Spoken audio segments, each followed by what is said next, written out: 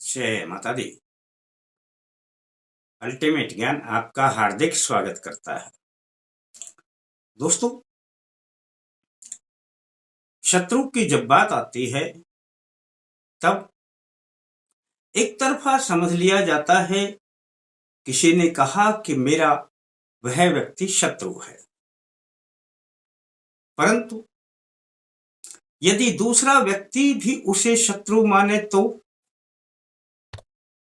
अब यहां पर एक बात लागू होती है कि जब शत्रु दोनों तरफ से एक दूसरे को शत्रु मानते हों तब कहां से शत्रुता का जन्म हुआ।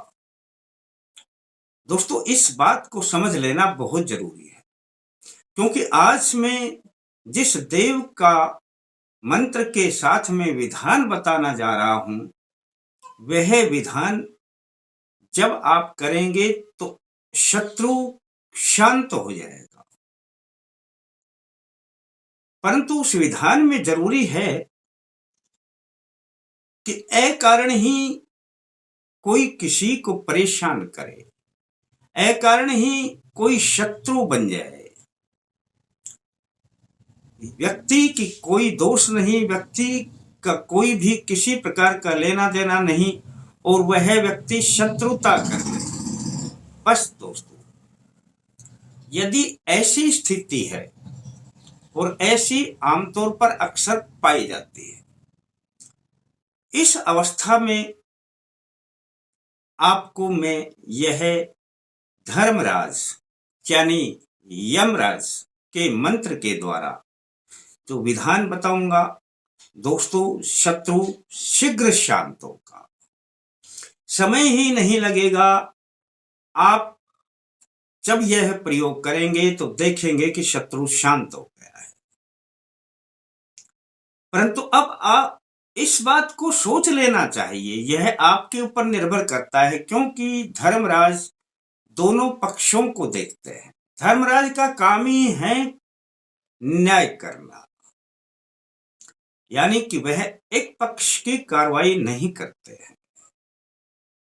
उनका नाम यमराज भी है, यम भी बोलते हैं, और यम का अर्थ होता है अपने ऊपर संयम प्राप्त करना।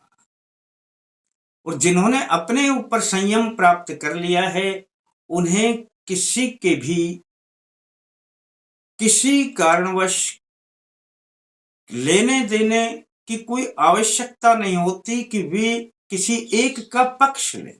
भले ही कितनी ही पूजा करें तो वे एक का पक्ष ले ही नहीं सकते, क्योंकि वे धर्म के राजा हैं, यमराज हैं। अब यदि अकारण ही कोई शत्रु बन गए हैं तो दोस्तों, बड़ा ही आसान उपाय बताऊंगा, और अकारण बने हुए शत्रु शांत हो जाएगा। बस आपने शनिवार के दिन एक काला धागा लेकर के आना है। लगभग उसकी लंबाई 3 और 4 फुट के बीच में हो।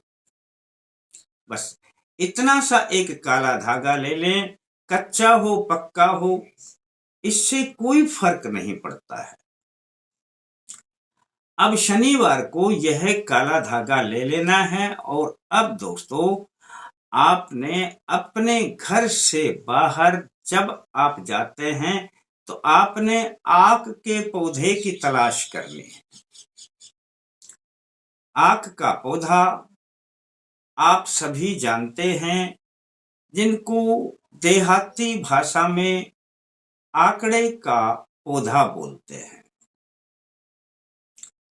अब आप जब उस पौधे के पास जाएंगे तो उस पौधे से लगभग 30-40 फीट दूर उत्तर की दिशा में चले जाएं। उत्तर की दिशा में जाने का अर्थ है कि अब आपने आक की तरफ जब चलोगे तो आप दक्षिण में चलोगे मुख करके, यानी कि आपके सामने जब आक का पौधा होगा तो वह दक्षिण दिशा में होगा, और आप अब चलेंगे तो दक्षिण दिशा की ओर मुख करके चलेंगे।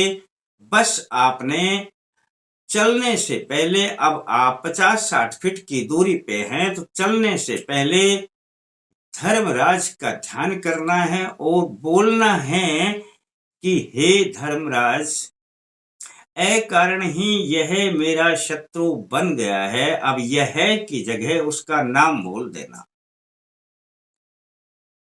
हे प्रभु आप इसे शांत करें। धर्मराज न्याय करते हैं, यदि सचमुच में कारण ही बना हुआ शत्रु है तो आपकी अर्जी समझ लेना उसी वक्त सुन लेंगे।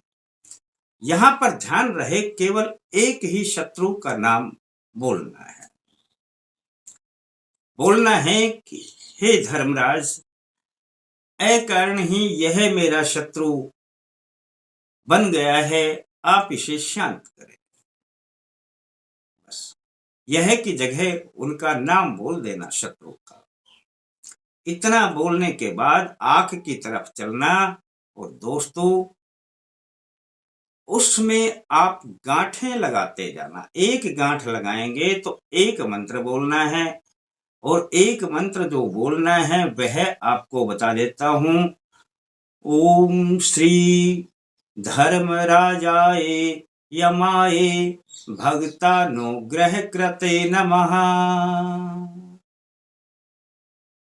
बड़ा साधारण मंत्र है, अब मंत्र को याद कर लेना।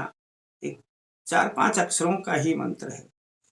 इस मंत्र को बोलते हुए एक गांठ लगा देना, चलते रहना, दूसरे मंत्र को बोलेंगे दूसरी गांठ लगा देना। इस धागे में 14 गांठें लगानी है।